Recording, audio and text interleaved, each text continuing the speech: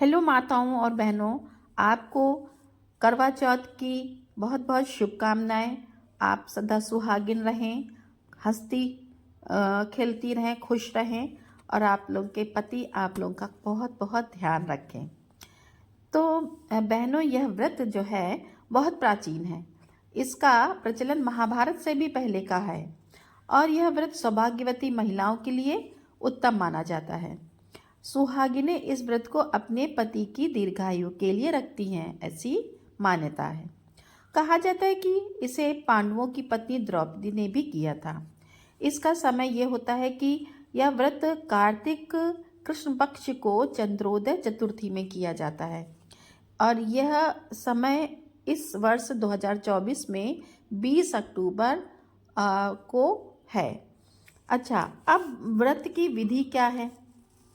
तो कार्तिक मास के कृष्ण पक्ष की चतुर्थी को करवा चौथ कहते हैं। सुहागिन स्त्रियों के लिए यह बहुत ही श्रेष्ठ व्रत माना जाता है। स्त्रियां इस व्रत को पति की दीर्घायु होने के लिए करती हैं। इस दिन सुहागिन स्त्रियां चावल पीसकर दीवार पर करवा चौथ बनाती हैं, जिसे वर कहते हैं। इस करवा चौथ में पति के अनेक रूप बनाए जाते हैं और सुहाग की वस्तुएं जैसे चूड़ी, बिंदी, बिछुआ, मेहंदी और महावर आदि के साथ साथ दूध देने वाली गाय, कछुआ बेचने वाली कुम्हारिन, महावर लगाने वाली नाइन और चूड़ी पहनाने वाली मनिहारिन और 7 भाई और उनकी इकलौती बहन, सूर्य, चंद्रमा, गौरा और पार्वती आदि देवी देवताओं के भी चित्र बनाए जाते हैं। अब लोग दीवार पे ना बना करके मार्केट से बना बनाया कैलेंडर ले आते हैं और उसे दीवार पर सुविधानुसार चिपका देते हैं। बहुत सारी महिलाएं छत पर चावल से अल्पना बना करके भी पूजा करती हैं। तो सुहागन स्त्रियों को इस दिन निर्जला व्रत रखना चाहिए। रात्रि को जब चंद्रमा निकल आए तब उसे अर्घ्य देकर भोजन करना चाहिए और पीली मिट्टी या गाय के गोबर की गौर बनाकर उसकी पूजा करनी चाहिए। अब पूजा करते समय हमें कहानी कौन सी पढ़नी चाहिए, तो वो कहानी आज हम आपको सुना रहे हैं और पूजा के समय आप सब लोग ये कहानी सुनिएगा।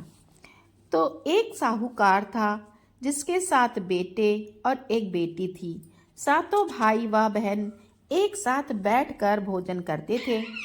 एक दिन कार्तिक की चौथ का व्रत आया तो भाई बोला कि बहन आओ भोजन करें। बहन बोले कि आज तो करवा चौथ का व्रत हूँ, मैं चांद उगने पर ही खाऊंगी। तब भाइयों ने सोचा कि मेरी बहन पूरे दिन भूखी रहेगी। तब एक भाई ने दिया जलाया, दूसरे भाई ने चलनी लेकर उसे ढका और नकली चांद दिखाकर बहन से कहने लगे, चल बहन, चांद उगाया है तो चंद्रमा को अर्घ दे ले। बहन अपनी भाभियों से कहने लगी कि चलो अर्घ दे दें। तो भाभी बोली, तुम्हारा ही चांद उगा होगा, हमारा चांद तो रात को उगेगा। बहन ने जब अकेले ही अर्घ दे दिया और भाइयों के साथ खाना खाने लगी तो पहले ग्रास में ही बाल आ गया, दूसरे ग्रास में कंकड़ आ गया और तीसरा ग्रास मुंह के सामने किया ही था कि ससुराल से संदेशा आया कि उसका पति बहुत बीमार है, जल्दी भेजो। माँ ने जब लड़की को विदा किया तो कहा कि रास्ते में जो भी मिले उसके पांव लगना और जो भी कोई तुम्हें सुहाग का आशीष दे तो उसके अपने पल्ले में एक गांठ बांधकर उसे कुछ रुपए दे देना। बहन जब भाइयों से विदा हुई, रास्ते में जो भी मिला उसने यही आशीष दिया कि तुम 7 भाइयों की बहन हो, तुम्हारे भाई सुखी रहें और तुम उनका सुख देखो। सुहाग का आशीष किसी ने भी नहीं दिया। जब वह ससुराल पहुंची तो दरवाजे पर उसकी छोटी ननद खड़ी थी। वह उसके भी पांव लगी तो उसने कहा कि सुहागिन रहो, सपूती हो। तो उसने यह सुनकर पल्ले में गांठ बांध ली जैसा कि माँ ने बताया था और ननंद को एक सोने का सिक्का दिया। तब भीतर गई तो सास ने कहा कि पति धरती पर पड़ा है, तो वह उसके पास जाकर उसकी सेवा करने के लिए बैठ गई। बाद में सास ने दासी से के हाथ बची खुची रोटी भेज दी। इस प्रकार से समय बीतते बीतते मंगसिर माने मार्ग शीर्ष की चौथ आई। तो चौथ माता बोली, करवा ले भाइयों की प्यारी करवा ले। लेकिन जब उसे चौथ माता नहीं दिखाई दी तो वह बोली, हे माता, आपने मुझे उजाड़ा है तो आप ही मेरा उद्धार करोगी, आपको मेरा सुहाग देना पड़ेगा। तब उस चौथ माता ने बताया कि पौष की चौथ आएगी। यह बताकर भी वह चली गई। जब कार्तिक की चौथ आई तो वह गुस्से में बोली, भाइयों की प्यारी करवा ले, दिन में चांद उगानी करवा ले, व्रत खंडन करने वाली करवा ले, भूखी करवा ले। तो यह सुनकर वह चौथ माता को देखकर उसके पांव पकड़कर गिड़गिड़ाने लगी, हे चौथ माता, मेरा सुहाग तुम्हारे हाथों में है, आप ही मुझे सुहागिन करें। तो माता बोली, पापिन हत्यारिन, मेरे पांव पकड़कर क्यों बैठ गई? तब बहन बोली कि जो मुझसे भूल हुई उसे क्षमा कर दो, अब भूल नहीं करूंगी। तो चौथ माता ने प्रसन्न होकर आंखों से काजल, नाखूनों से मेहंदी और टीके में से रोली लेकर छोटी उंगली से उसके आदमी पर छींटा दिया। तो वह उठ कर बैठ गया और बोला कि आज मैं बहुत सोया।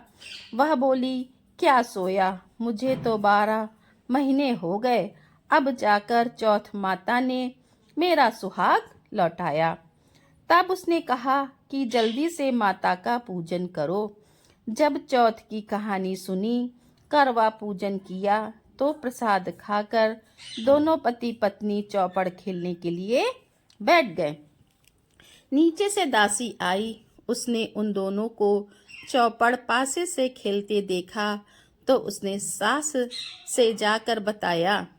तब से सारे गांव में यह प्रसिद्धि होती गई कि जब सब स्त्रियां चौथ का व्रत करें तो सुहाग अटल रहेगा। जिस तरह से साहूकार की बेटी को चौथ माता ने सुहाग दिया, उसी तरह से चौथ माता सबको सुहागिन रखें। यही करवा चौथ के उपवास की सनातन महिमा है।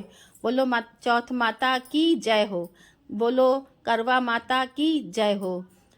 बहनों, माताओं, आप सदा सुहागिन रहें, स्वस्थ रहें, सुरक्षित रहें और आपके पति खुश रहें, आप भी खुश रहें। जय माता दी। बहनों, ये कहानी अच्छी लगी हो और जानकारी अच्छी लगी हो तो मेरे चैनल को लाइक करें, सब्सक्राइब करें, शेयर करें और कमेंट में जय माता दी लिखें।